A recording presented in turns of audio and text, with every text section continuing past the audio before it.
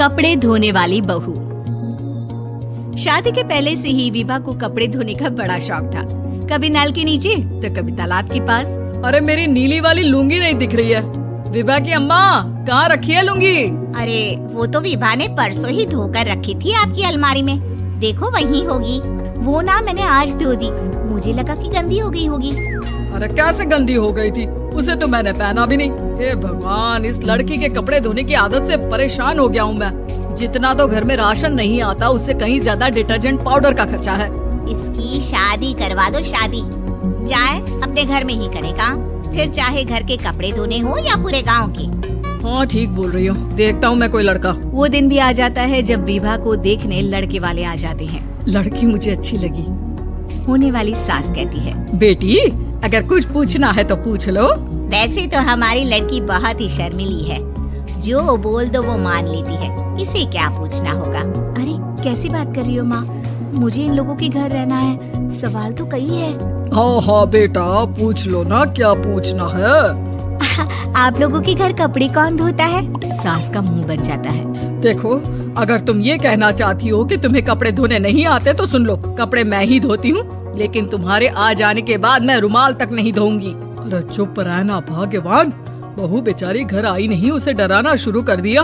वो क्या है ना बिटिया, अभी तक तो ये कल्लू की माँ ही धोती थी, लेकिन अब तुम्हारे पापा तो दहेज में वॉशिंग मशीन देंगे ही। तभी विभा की माँ बोल पड़ती है, सवाल भी पूछा तो क्या, वैसे भाई साहब मशीन की तो फिर भी कपड़े धोने की कैपेसिटी होती है। मतलब जो बिटिया दे रहे हैं ना विभा, इसे कपड़े धोने का बहुत शौक है। ये आप लोगों के क्या आस पड़ोस गांव मोहल्ले सबके कपड़े धो दे और उफ तक ना करे। बाहर देखा नहीं आपने कितने कपड़े सूख रहे हैं?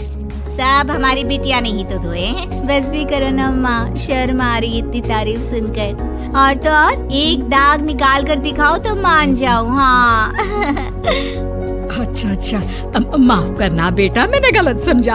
हमें तो रिश्ता बहुत पसंद है। और ऐसे जुड़ जाता है रिश्ता कपड़े धोने का शौक रखने वाली विभा का।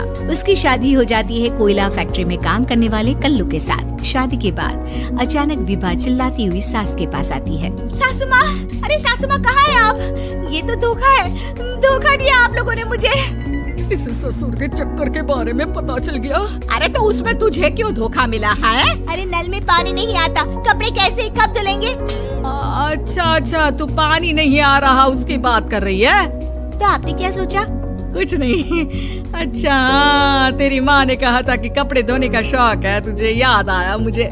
शौक बोलकर कपड़े धोने वाले मेरे जुनून को कम ना आके सासू माँ, कपड़ा धोना मेरा गुरूर है। तभी पति भी वहाँ आ जाता है। अभी मैंने इसे सनी देओल की फिल्म दिखाई है, उसी के डायलॉग मार रही है माँ। अच्छा सुन, साफ साफ बता रही हूँ, पानी सुबह 4 से 6 और शाम को 10 से 12 आता है, समझी? विभा टाइमिंग सुनकर हैरान हो जाती है। ये क्या भूतों का मोहल्ला है?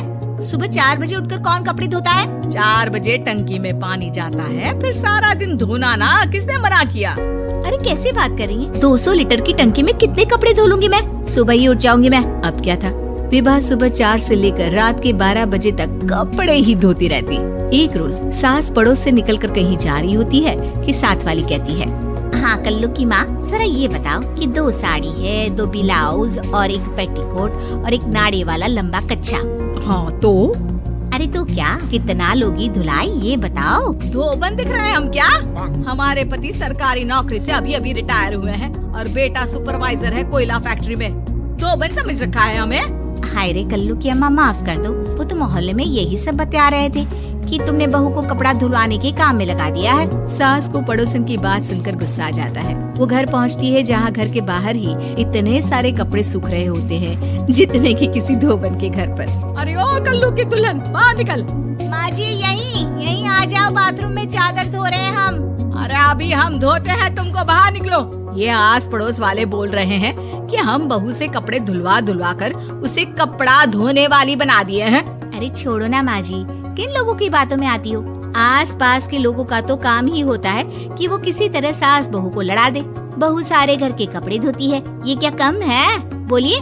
सास को भी लग जाता है कि वो बहू का ये सनकीपन नहीं छुड़वा सकती, इससे अच्छा है कि खुद ही चुप हो जाए। एक रोज सास और बहू मंदिर जाते हैं, जहाँ सास की साड़ी वहाँ खड़ी भीख मांगने वाली से मिलती है। माँ जी क्या बात है, आपकी साड़ी उस भिखारन से कितनी मिल रही है ना? हाँ हाँ देखो तो दोनों की साड़ी मिल रही है। क्या बात है कल्लू की अम्मा, तुम खुद को तो अफसर की बीवी बताती हो और ऐसी सिंपल सी प्लेन साड़ी पहनकर घूमती हो। सिंपल और प्लेन नहीं है ये साड़ी। तो क्या सोने के धागे से फूल बने हैं? कुछ भी सासू माँ, कुछ भी। हाँ बने थे इस साड़ी में सोने के धागे से फूल। मेरे पति लेकर आए थे मद्रास से स्पेशली मेरे लिए 10,000 की। ताहे भाई साहब इस भिखारन के लिए भी सेम टू सेम साड़ी लेकर आए होंगे 10,000 की। सास उस वक्त तो कुछ नहीं कहती, लेकिन बहू के साथ घर आती है और अलमारी से एल्बम निकाल कर लाती है। ये साड़ी देख रही है, ये वही साड़ी है जिसे मैंने अभी पहना था। इस साड़ी में ये जो चमकदार फूल दिख रहे हैं ना, ये सोने के धागों से काटे गए हैं। लेकिन तू लोकल वॉशिंग मशीन ब्रश से घिस घिस कर सारे फूलों को निकाल कर साड़ी प्लेन कर दी। मुझे माफ कर दीजिए सासू माँ। और तो और, जब मैंने तुझे तेरी गलती के लिए कुछ नहीं कहा, लेकिन तूने तो सबके सामने मेरा मजाक ही बना दिया। क्यों? बहू को समझ में आ जाता है कि अब से उसका कपड़े धोना बंद।